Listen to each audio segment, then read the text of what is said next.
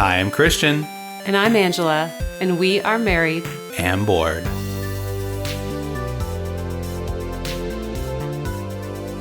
Hey, everybody. Welcome to another episode of the Married and Bored podcast. Hey there. Episode 74. Nice. On this fine, toasty evening. Oh, it's so hot here, you guys.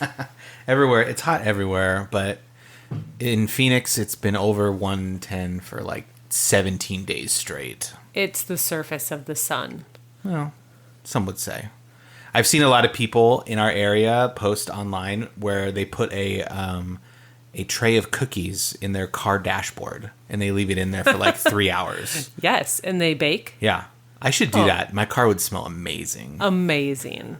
Well, there's like s'mores ovens you can make and like the egg on the sidewalk, like cooking the egg. Yeah. But then would you eat it off the sidewalk? I wouldn't. No. I reheated a piece of pizza once in my dashboard. Just as an experiment at work once. And how was that? It was okay. So you and I have different. Gross. You and I differ here, but when I reheat pizza, I don't need it scalding super hot. Well, I don't need it that hot either. No, but like for reheating food, my limit is not as high as yours. That's true. I don't like it cold, but I also don't like it like really hot. Just warm. Yeah. Nothing like warm leftover. Fill in the blank. Salad. Warm leftover salad. Stop. Delicious. Well, we're not here to talk about the heat. Everyone's living it. We hope everyone is doing well out there. We are here to talk about board games. Angela? Yeah. What's been up with you and board games? Oh my gosh. I mean, I feel like I've been playing a lot recently. I should say that I've been playing Sorcerer's Arena. I always want to call it Sorcerer's Apprentice. Yeah, I think that's a movie by Disney. Sorcerer's Arena with our kids, so that's been fun. Yeah, and that one's just been pulled out in the last couple days, which is really weird. Yep. We got it, a year ago? Yeah, maybe. Ish. Little less than, and we played it a bunch of times at first, and then it's been sitting on the shelf, and then they just recently brought it back out. So that's fun.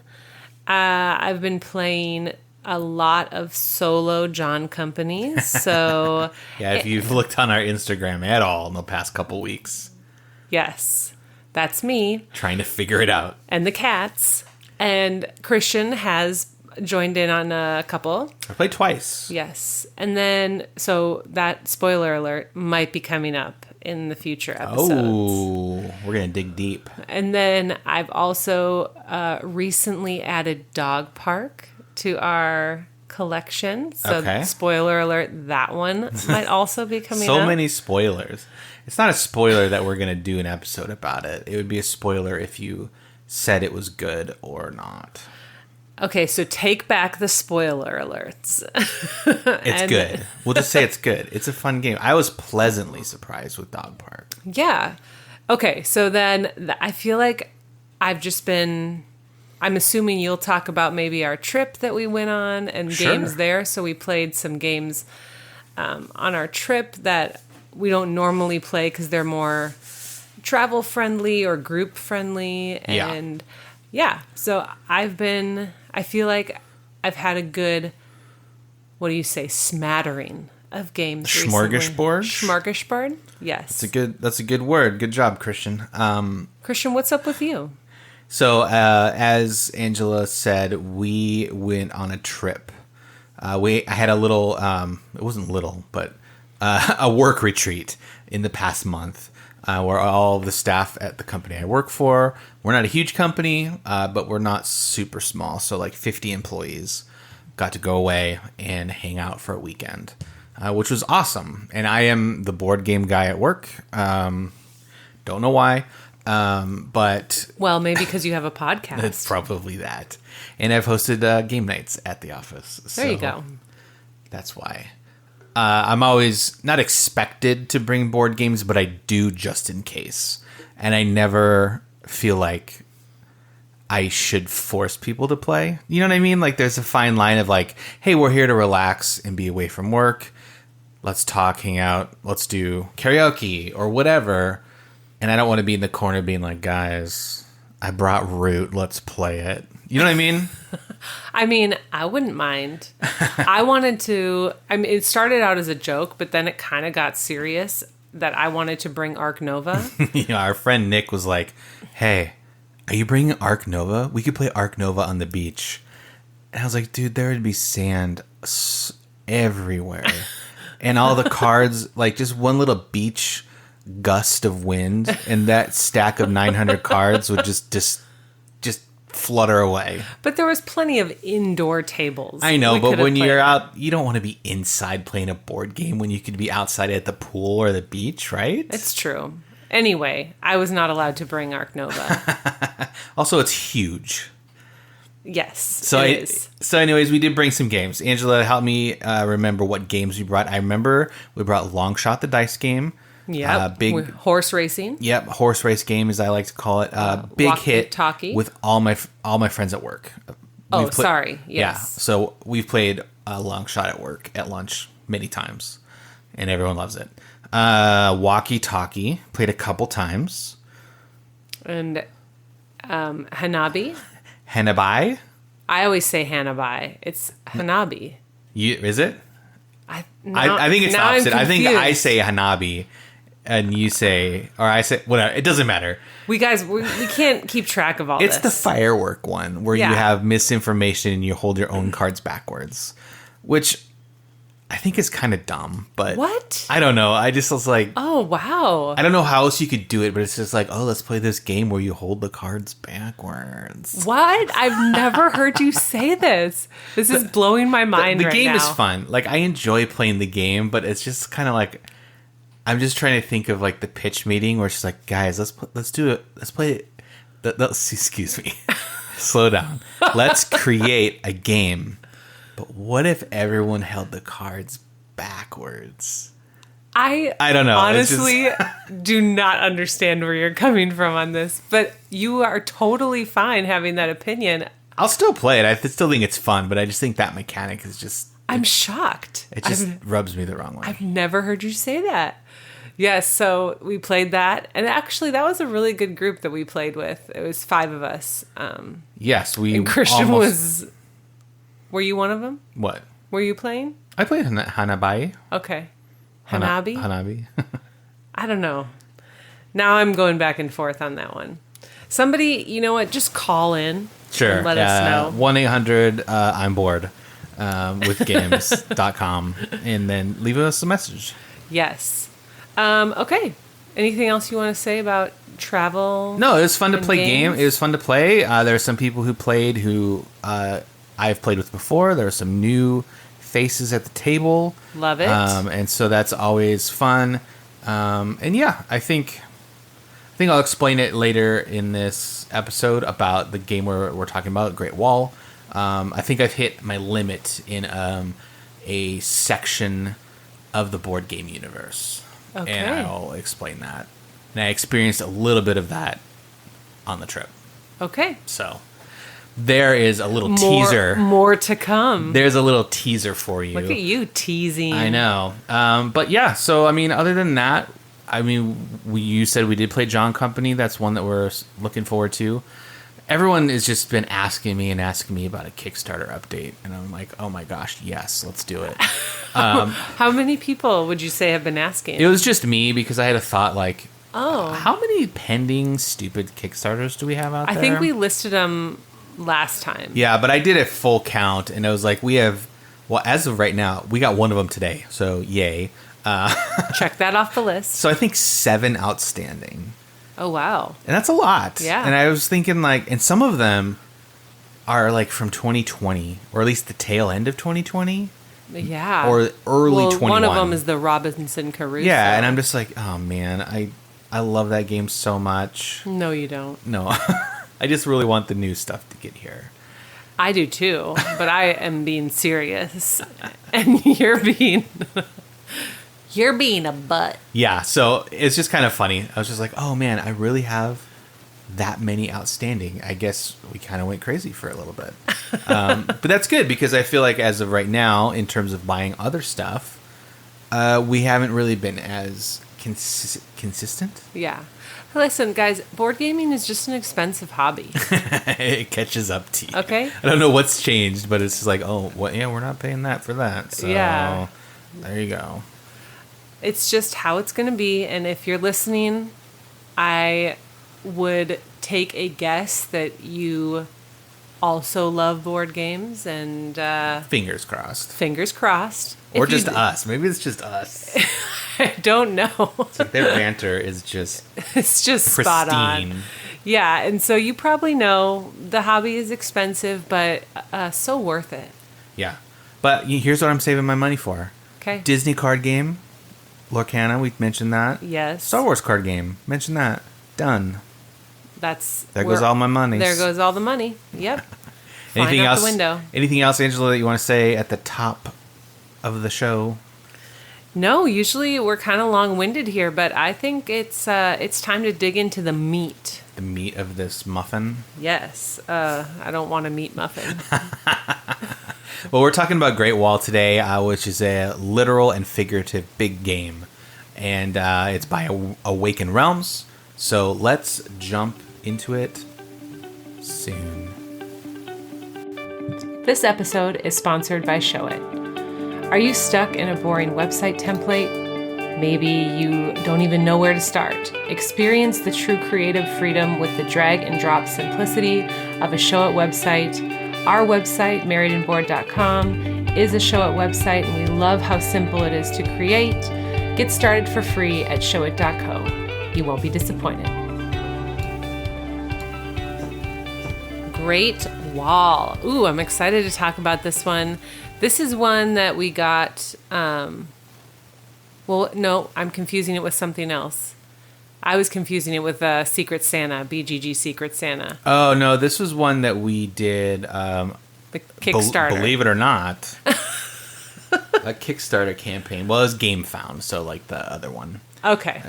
But yeah, so we missed out on the original. Yes. And we were looking into it, and we're like, oh, this would be really fun. It's got the history. It's got the worker placement. Let's do it. Yes. And I will just preface this whole section by saying that I was not excited for this game.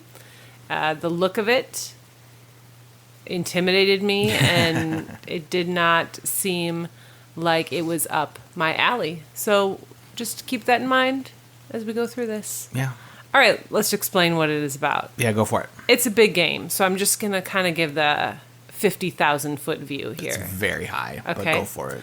All right, so it's a asymmetric worker, I guess soldier placement game, but then you've also got these Mongol hordes coming at you that requires a little bit of cooperation between the players. So players are playing as generals of clans, and they are trying to defend from the Mongolian hordes that are coming in, but you want to end up with the most honor as you build walls to defend and as you get resources to manufacture the things you need and send out soldiers and archers and things like that. So it's a little bit cooperative, semi-cooperative, I think is the word, but then it is competitive in the end because you do want to be the single player with the most honor. And that is the huge overview. Yeah. Try to save all of China. All of China needs to be saved. Just be Mulan. Mm-hmm. So, let's jump right in. Yeah, let's jump into it. So, getting this game to the table is intimidating. Very. Especially if you went all in on the campaign like we did. And so you have your main box, you have your Expansion. exclusives, like Yeah. your 5-player expansion. Oh, yeah. Mm-hmm. You have your other expansion, and then you have another expand. Like, Yeah. there's just a lot going on. If it's just the core box, it's a classic like big box game. So think like Mansions of Madness or Rebellion. Like Yes. it's a big boy. Yeah. It's a chunky boy. big box. It's a huge table presence. The board is big. We use a mat. The mat. Gotta get the mat. Gotta get the mat. Gotta get the mat, guys. Come on. But the mat is huge. Yeah, it just takes up so much space. There are so many things to get assembled. Now, I will say, if you're playing solo, it's a lot more work than like if you can kind of split it up and divvy out to everyone who's playing. Yeah. Because then they can kind of be in charge of like getting all their pieces set up, and then you don't have to do it all yourself. Yeah. And depending on how you store everything, sometimes you literally have to build the wall pieces. One of the things that drew us into this game was the table presence, because it is so big, but it does have like physical, literal wall pieces that you build, and it gets higher the more you build it. It's super cool. It ends up being like, I mean, it's not like an Everdell tree that's like super tall, you know, like that. Right. That has big presence. This is more subtle, but it's just like, oh, it's this cool wall that's maybe like 4 inches tall. I'd say it's more realistic looking than like the Everdell tree is obviously cartoony. Yeah, but these sections of the wall, I haven't figured out a way to store them in the original box assembled. Yeah, I don't think So I have to can. like unassemble them every time and flatten them in their little cardboard pieces. And then like before we play, when we played it a couple weeks ago with our game group, like the day before, I was like, well, I got to get these out and just build them and then put them on the shelf until tomorrow. So they had a place on our bookshelf for a while. Yeah, so there is that. There's a lot of, the Cards? mini cards being in my existence. There's a lot of player cards. Everyone gets a set of player cards. Yeah. And then there's the horde cards. There's resources. The good thing is Awakened Realms always does like pretty decent organization. Okay, yeah, the box organization is... It's not amazing, but everything has a place and you know where it is. Yes. I mean, it could be better, like with the wall pieces. Like I would love a spot to put those. fully assembled. Sure. Yeah, I would say that the storage is great. Adequate. Yeah, we don't need any... I don't feel a need to go out and get more. It's not all like tumbling around in the box. It's not like Arnok. Oh my gosh. Just put it in a big trash bag and there's your game box. Oh, it's like nails on a chalkboard when you said that. Yeah, so this is not for the faint of heart to set up and tear down. And actually, we've never played this solo, either one of us. But I can just imagine that would be... I feel like you could go into the setup wanting to play, and then like it's the cartoon like arm of the clock like going around and around and around, and like somewhere in the setup you're like, well, I've lost the will to play. Yeah. That's how I feel about every solo game. It could be easy like Final Girl. Like there's not a ton to set up in Final Girl. And you just lose And I'm just like, you know what? I set this all up. It takes 4 seconds to turn on a PlayStation. And I'll get so much more enjoyment out of that. Oh, man. So it doesn't sound like we're talking it up right now, but just hang on. No, I mean, I think with a game like this, you're in it. You're in for it. Like, you know what you're getting into. It's not like, hey, guys, thanks for coming over to dinner. How about we just play a game? A quick outburst or a Great Wall. Yeah. It's not one of those where you're just like, on a whim, play Great Wall. Unless you have tons of time, but like it's you're not just like made of time. A dinner party, like let's just throw Great Wall together and play it. Yeah, it's like no, that's you kind of plan to play this game. And so speaking of that, I think. Oh, are you speaking? You did say speaking of that. Oh, our cat Rocket just had something to say about Great Wall. Speaking of that, I would say that you don't really open this game unless you've got people that are gamers. Totally. You can have one new person maybe, but like you need to play this with people who know games. Yeah, and I would say as long as there's one person that has the teach, everyone could be new to the game, but they can't be new to games. The last game I played was Monopoly. Yeah, nope, that's not going to work. Yeah, as long as you've got someone that is the teach, then you're as long as you know what you're going into, it's going to be fine. I actually was surprised at considering the intimidation factor of this game, how much easier it was to learn.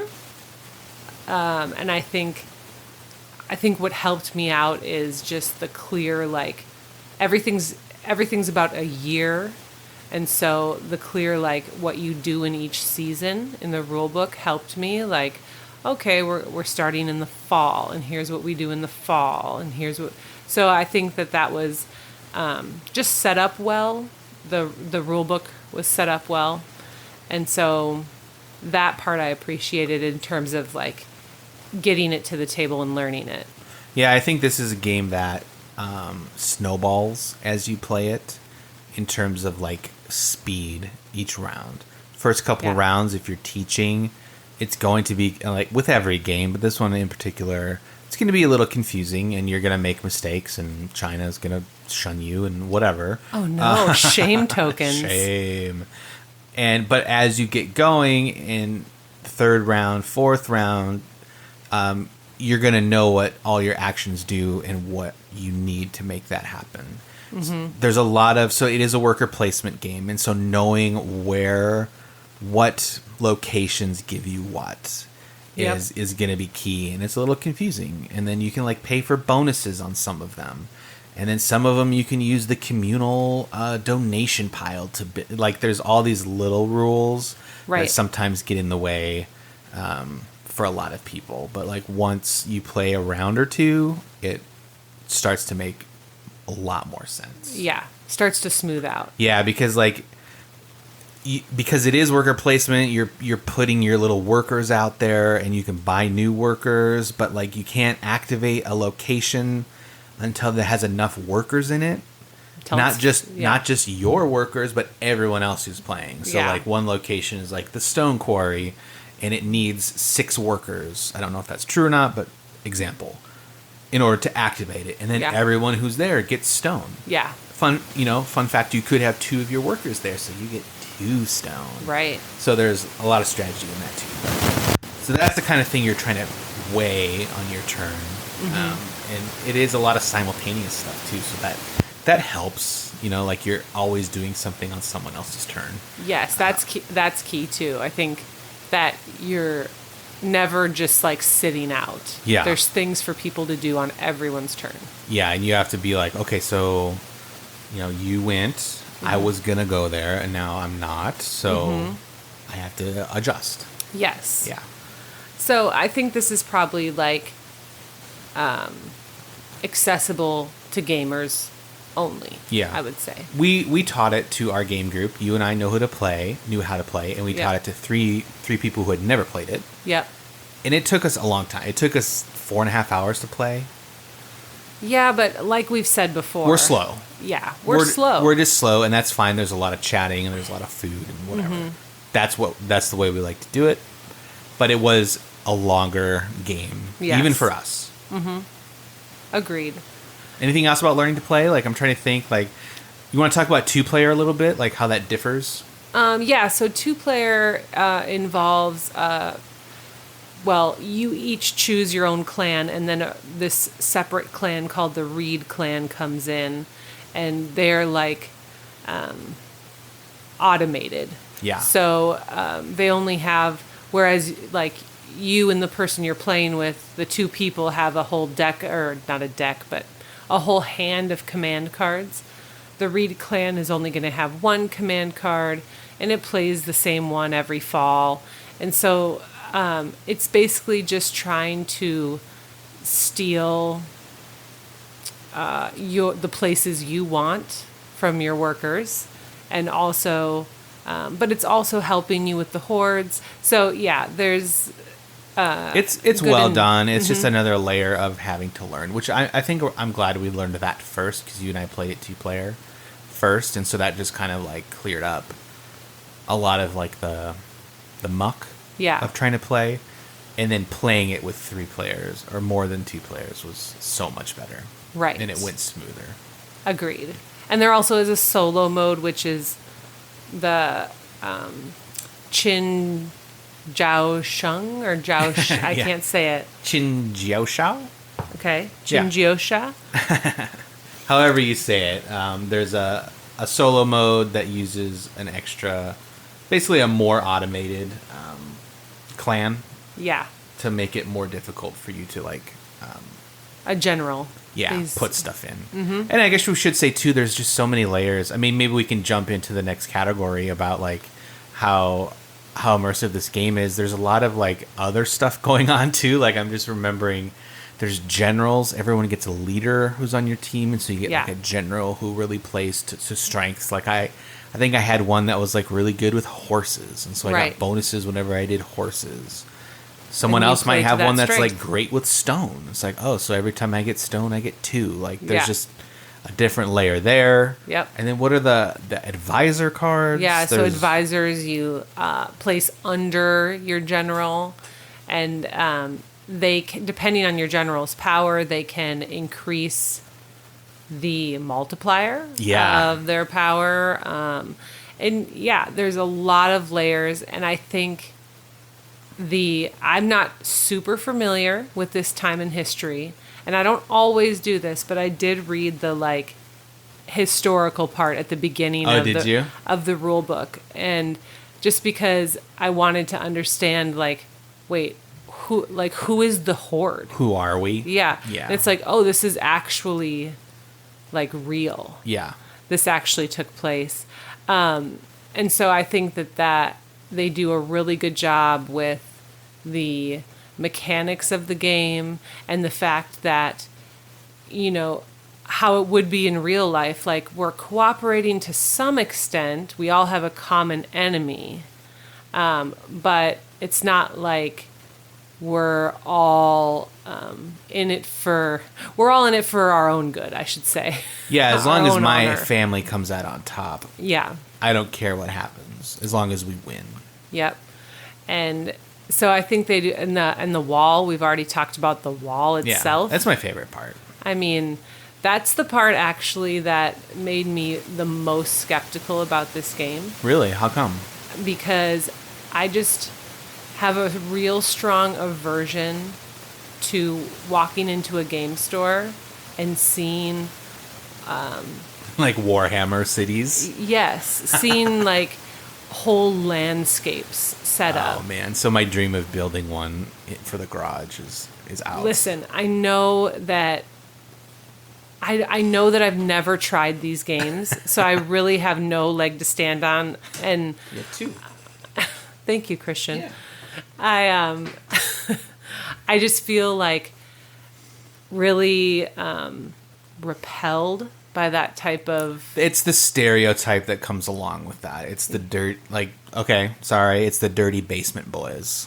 Right, but... that play these games. But I feel like D&D also kind of has that, but I don't feel that repulsion towards D&D, even though I wouldn't like necessarily choose that to play. Anyway, we're not going to go into Angela's game psychology. Next week.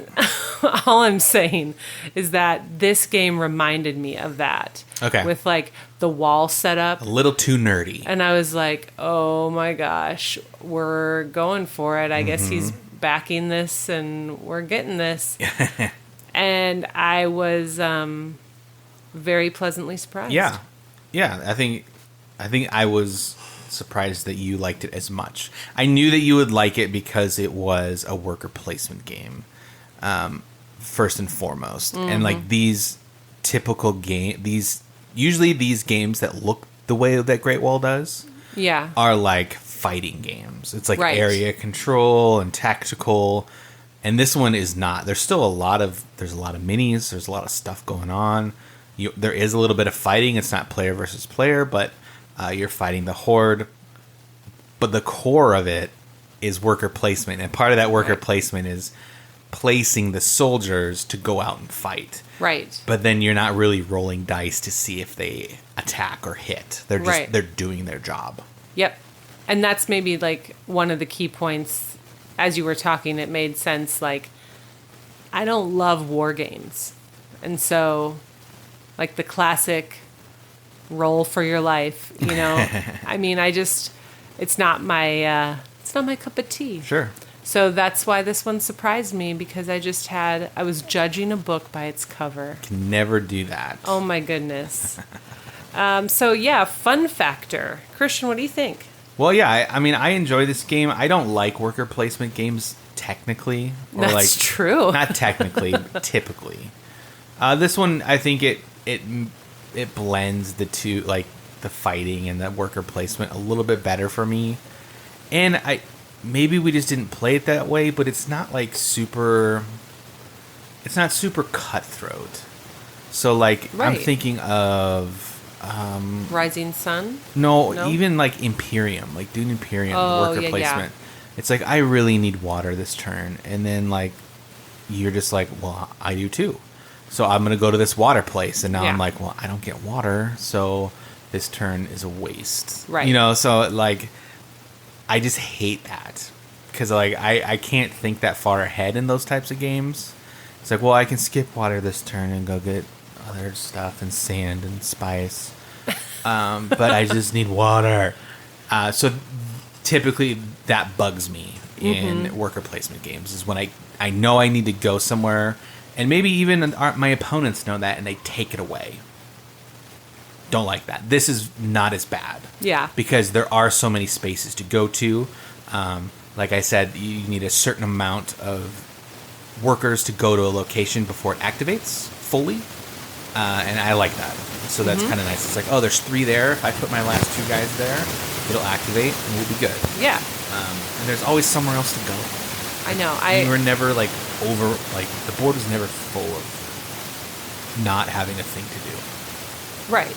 You're not backed into a corner where you feel like, at least I've never encountered a turn where I feel like it was a wasted turn. Yeah, it might not be exact what you wanted, but it's like, okay, true. I can get a resource. I can, add a soldier to the army. Like, there's always something. Yep.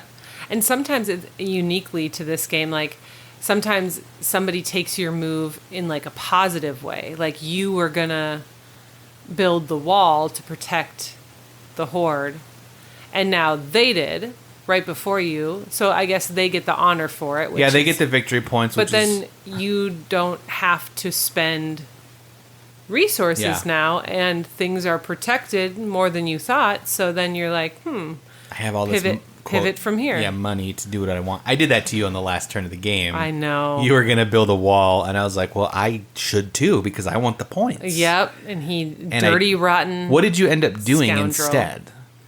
Because it was towards the end of the game. I don't even remember. Yeah, that example just popped into my head because I definitely did that. That's an example of like when it did feel more cutthroat, but that was very specific to when it occurred. Yeah, at the end of the game, it was like, well, I want these 10 points because I never win these games and I have a chance. And I think I got second, which was nice. Yeah, you got second. But, anyways, it's fun. I think it scratches a lot of boxes for us, like we mentioned. But also the history thing is very fun for us. Like we like Ankh, that history. Mm-hmm. Rising Sun is historical-ish. It's more like mythology, though. Yeah. Which we don't really learn, at least where we are, about Japanese mythology. Right. Everyone in America learns about Egyptian mythology. Right. So like all the Greek, people Roman. in Ankh we're familiar with. So like we like that. Yeah. Undaunted, the list could go on, but this is a cool historical game. Yes. And it has real people. There's an expansion that like one of the horde leaders is Genghis Khan. Right. So like we haven't messed with that yet. But it's out there. And so I like that it's like in that way it's solid in history. Yeah. I would say this game is more fun with more players, which I don't. Yeah. I know you would say that pretty much in general to all games, more fun with more players. But I don't always feel that way. This one would just be not that it doesn't work well at 2 players. I think it actually works really well. It does. It's a very good 2-player game. I just feel like it's more fun when you can see what when there's more hidden, because it's a hidden resource game and there's just more that's going on in other people's clans that you get to sometimes benefit from, and sometimes you have to rework yourself. So it just gets more, I don't know. It's enjoyable. the camaraderie, but also the banter. Yeah, and there is hidden information in this game, and I'm trying to figure out, like, is it super necessary to hide your resources? Like, I can't think of anything else in the game that you wanted to hide. Yeah, I think it's super necessary. Because you didn't know, like, oh, he's got 10, so he's going to build? Yeah. Or, okay. I thought I was for sure building that wall. And you had no idea what I had? No idea. Gotcha. Yeah. Because you had not been dripping in resources the whole game. So I thought, No. there's no way. I was fighting. Yeah. So that just took my breath away. All right, is it worth it? Yeah, I mean, this is a game, I think, because we explained of how fun it is for us. Sure. It was expensive. It's a Kickstarter, so whatever. But it's a game that we could play multiple times, and there are expansions that we haven't even, like, literally opened to figure out. I know everyone online says, like, you need to play the Black Powder expansion, because once you do, you'll never just play regular Great Wall. And so I think that adds cannons, Black Powder. Okay, So, makes sense. cannons to the wall. Okay. And then there's some other smaller expansions which bring in, like, the mythical. You can get, like, a dragon general, or you can get, like, cool. stuff like that, like the turtle general. Yeah. I'm up for that. Yeah. At the outset of well, you said it wasn't Kickstarter, it was GameFound. I remember that one of the upgrades that we didn't do was metal figurines, right? Or maybe I just saw that on someone's Instagram. I don't know. Either way, I was like, oh, that's overkill. That's so overkill. And now I'm like, hey, that would be actually cool. I don't know if it was this one, but I think this one there was option of, like, paint, like having pre-painted. I'm pretty sure. Metal, Great Wall, because I know, like, Fractured Sky and No, it wasn't that one. And what's the other other one that they make? Moonrakers. No, they don't have, like. Okay, it could have been, like, I don't know. Somebody back me up on this. I mean, this is like a lot of metal. It'd be super heavy. Yeah, let's take a caller. Okay. Yeah. Hi, this is Nathan from Snortsville. Snortsville. It's a place. Okay. Yeah, it's totally replayable for us. This is one that our game group will enjoy probably again and again. And I feel like even though it was a big hit, like, financially, I also saw a post. It was also a big hit. Yeah, figuratively. I saw a post. This just kind of reminded me. I think it was Marathon Meeples. I could be wrong about that. On our Instagram feed, and they were talking about how the more expensive a game is, it tends to. Now, this is in general, but it tends to hold its value better. Yeah. And so I feel like this is a really good example of that. Like, yeah, we spent a lot of money, but because it suits our tastes and our player numbers that we like to play at, and it has a 2-player mode for when we're alone. Whoa. And then it has even a solo mode for when I'm alone. Yeah. That it's worth it because it's not going to lose its value. Yeah, I would say for me right now, I wouldn't play it 2-player. It's just too much. Sure. To put together. For a 2-player experience, the 2-player experiences that I like now are much shorter and less intense. Yeah. But, like, get a night with the group. Let's do it. Totally. All right, we will be right back with more from Christian and Angela. All right, So as Christian alluded to before, he has something that has been on his mind. Are you crying? Maybe. He's getting emotional. Listen, as we say in our house with our kids, it's okay to cry. We do say that. And then they cry and we say, stop it. It's really confusing them. Okay, Christian, let us all in on this conversation you've been having with yourself. I do talk to myself constantly. So yeah, I said, well, first of all, I say the weirdest phrases I realize on this podcast because I think my words come out faster than like I can think about what I'm saying. Yeah. So I say first of all, and I say alluded to quite a bit. Really? I've said it like 3 times tonight. You think it's like a drinking game for people? I don't say that in my everyday life. No, you don't. Like I'm not at work. I'm like, well, the email you alluded to earlier. Like I don't say that or mention. Maybe you just feel really formal here. I mean, I have a top hat on. You do. So absolutely. So I had said that there was a limit in my board gaming. I don't know, what did I say? Life.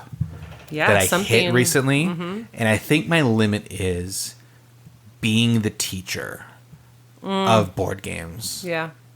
Which it kind of sucks because I like doing that.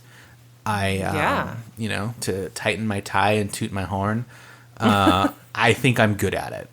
Yeah, you are good at it. But I don't.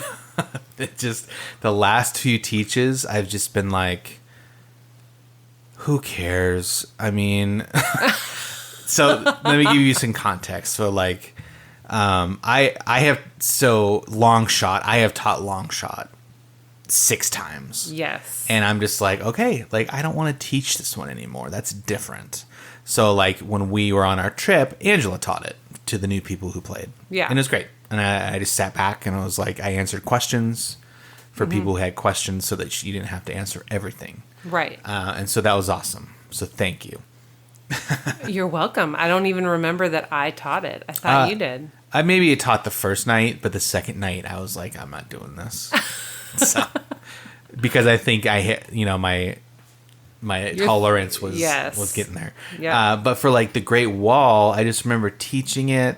And then what's really been bugging me is just like the technical questions of like, well, according to this card, I can do this. Do you think that's right? I'm like, I don't know. Yeah, Do you know what I'm trying to say? Yes, like, as you said that, I thought of a very specific example from our last game group with the Great Wall. Mm-hmm. And to be fair, it was a technical question, but it was one that mattered a great deal in terms of honor, like basically the victory point track. It mattered. The outcome mattered a lot based on how we interpreted this rule. But I could just see your eyes like... Well, it was at the end, and I was just like, I don't know. I don't care. If you win, great. And if you don't... I win. We learned how to play. Like, that's what I go into this, is like, let's just learn how to play and figure it out and have fun. Yeah. Not like, if I don't win, I'm not coming back. Well... Which hasn't happened. No one's ever been like that. But, yeah, I can tend to get caught up in that type of thing just because for me it's like, well, yeah, it might be like a little nuance, but especially if I'm learning, I want to do it right so that I don't do it wrong in like it's just going to be, in my mind, it's going to be harder to unlearn. But what if we like would have gone through that scenario and would have just been like, oh, at the end you should have had 10 points from that card instead of the 3 that you got. Like, is that really the end of the world? No, it's not. And I think like as I think about it, removed from the game and the situation, it makes sense what you're saying. Yeah.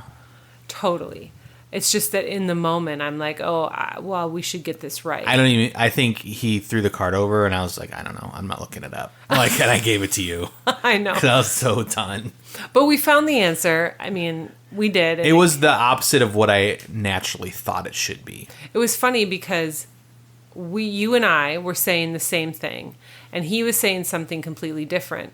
And the rule book was not what either of us were saying when we finally got the answer. So nobody was completely right.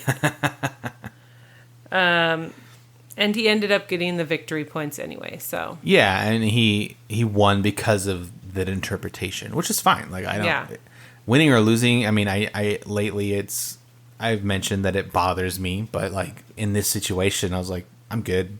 I'm not in last place. I'm not in first place. I'm happy. So you just feel like no matter what game it is, it's time for you to take a break from teaching. Yeah, maybe. So I've got a question for you. I recently taught you a game. Yeah. John Company? Or are you talking about Dog Park? Well, I was talking about John Company. I feel like Dog Park we kind of all learned together. Okay. But how did you feel about the teach? Not about the game. The problem with John Company is I've also tried to learn how to play before that, so I wasn't coming in super, blank slate. Okay. I had a very general idea. So I don't think that's a good example for me to answer that. Okay. Because like for me, John Company, the confusion right now is why? Why am I doing these actions that I understand? But I don't know why. Yeah. Okay. So it might just be time for you to take a break from teaching. It's because you're like, not only do you like know board games and you're kind of the board game person in a lot of people's lives that are connected to us. Like they're like, oh, Christian's the board game one. So you're just usually naturally the one that teaches. Yeah. So maybe you just need to make more of a conscious effort to hand over the reins to someone else. Yeah, I probably should. But then part of me is like, well, I'll just do it right. Yeah. You know? Like that's my personality is like, well, I know how to do this, so I'll do it. Yep. Let me just take this group project and we'll get an A on it. That's what Well, that wasn't me. I was going to say, that sounds like me. No, but I'm just saying in this situation, if I know I'm good at something, like... Yes. I know I can play guitar, so, like, I'll just do it. Right. Like, you don't... So, I think... Well, do you have anything else to say about I don't know. that? I don't know if you have anything else to say. I just don't... I still like learning new games. We, like you said, we learned Dog Park. That was fun. Yes. We got our Kickstarter today. I'm interested in jumping into that and learning that. Yep. But I just think it's the teaching and just... Maybe it's because I understand them. I mean, I'm not saying like I'm a genius, but like on a pretty basic level, I understand so many games. Yes. That I'm just not... I just don't want the... But what if? And the...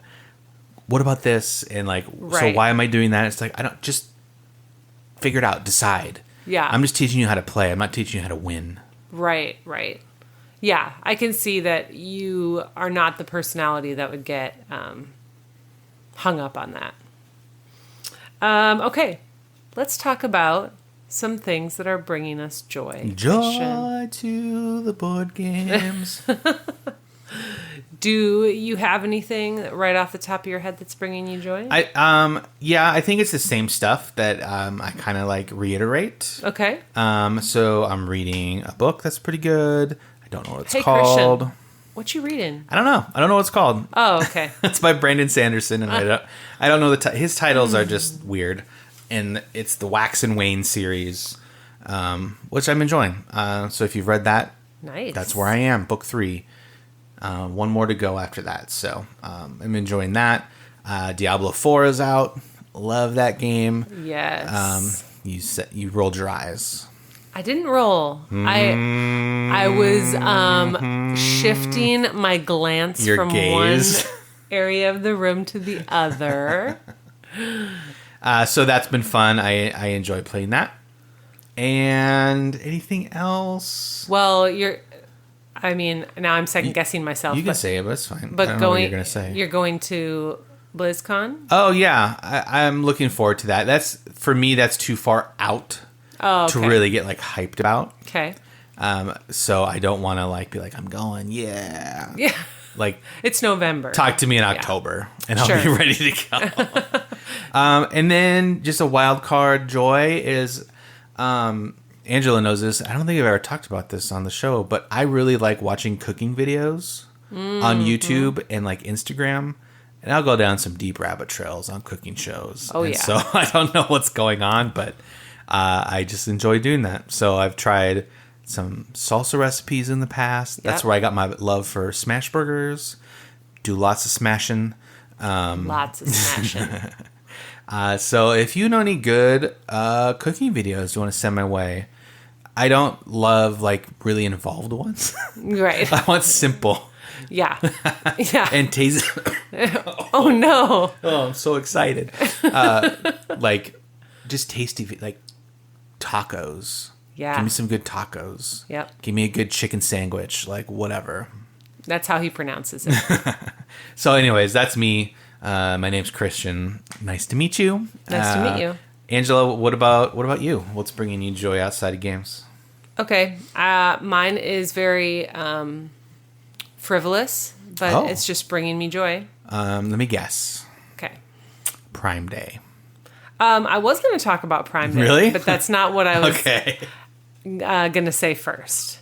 No, the first two things, I have to give a shout out to Ben and Jerry's dairy-free ice cream. Shout out. Vermont? Yep.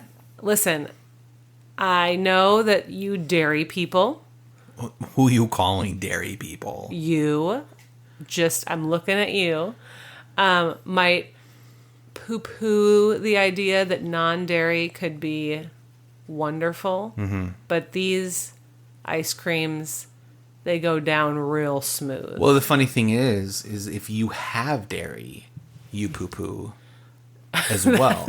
That is true. Yes. Well, all the listeners can hear about. They never really had those like little pints of like the Cherry Garcia and all that. Yeah. Classic Ben and Jerry stuff. Now they have it in dairy free. Yes. Which is awesome. And I don't think that's like a super new development, but I feel like the new flavors that are coming out in non-dairy are bomb.com. I'm going to just give a shout out to Netflix and Chilled. Okay. That is a real good one. The ice cream flavor, guys. Yes. Not the... No. Not the euphemism. Euphemism. Youth is... No. And then Lights Caramel Action. Oh, that's classic. Boom. Okay. Loving it. And then I was going to talk about Prime Day because someone just stole my thunder. I guessed. Guys, I bought a lot of cat things on Prime Day. Nerd! And I just have been so excited about the cat things. Well, you're looking at one right now. What do you got in front of you? So we're growing cat grass. It sounds so stupid. I mean... What do you got over there, Christian? Cat grass? We love plants. I think we've talked about it before. That's one of our joys outside of board games. Our cats also love the plants, but they love to destroy them. Little turds. Yeah. So now all our plants are like on very, very high shelves. They're so high. That the cats can't get anywhere near. But we're like, oh, maybe some cat grass would like distract them. Yeah, distract them. So we're attempting that. I got them like a new like tunnel thing that they can lay in, but also like chase each other in. Yep. We got a new. It's a cat tower, but it's very small. It's more like a cat hill. Cat hill. It's not very tall. There you go. But they don't touch that thing yet. Well, no, Zero does every now does? and then. Okay. Mm-hmm. I don't think Rocket can fit in the hole. He's too big. But there's like a top portion that you can lay on, and they haven't really discovered that yet. So spoiled. Yeah, they're spoiled little boys, and that's what I did on Prime Day. So that's cool. Crazy cat lady, here we come. I know. You guys, some people have the same aversion that I feel towards those miniature games. To cats. To cats. So let me ask you this. What makes a crazy cat lady? Is it the amount of cats that you have or the amount of stuff you have for your cat or cats? Well, I think it can be both, right? Like at a certain level, no matter how normal you think you are, once you've hit a certain number of cats. What's that number? I don't know. More than 4. More than 4. So 4 is you're straddling that line. Yeah, I would say like more than n+1, where n is the number of people in your family. Okay, so now I just had a triggered response of learning to play board games and teaching board games. All I'm saying is like it wouldn't seem teacher. So if you're outnumbered, like it wouldn't seem as bad. I don't know, as bad, quotes, air quotes, for like a family of 4 like us to have 4 cats. I mean, that's a lot. But it takes on a different color when I picture one person alone owning 4 cats. Yeah. Okay. Do you know what I mean? Yeah. Like, so, and again, I probably should reserve judgment because that could very well be me. I mean, if I go early, great. You're gonna get cats. Let's talk about it. Yeah. But for me, it's also just I want pets. You like pets because I want a dog now with the cats. No. And I'm getting told no. I will roll my eyes at that one. Yep. So yeah. Anyways, right, this is just going places. I love it. Time to wrap it up. What you reading? Oh, you're going there. Okay. What am I reading? I am listening to a book called Demon Copperhead. Gross. It is actually very good. It's not a comedy, but it has made me laugh out. It doesn't sound like it. It has made me laugh out loud quite a few times. That sounds like a metal band too. It does. Demon Copperhead. I was really afraid to actually read it at first because I'm terrified of snakes. Yeah, Copperhead. And yeah. And it does get its name from that, but it's not about snakes. That's good. So there you go.